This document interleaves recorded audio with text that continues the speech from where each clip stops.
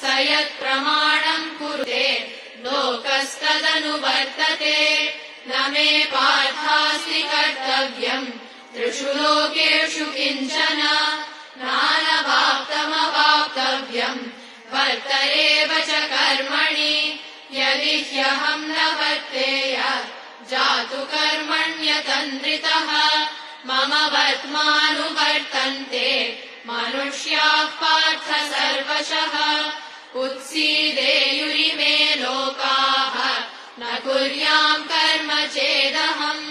संकरस्य च कर्ता स्याम् उपहन्यामि माः प्रजाः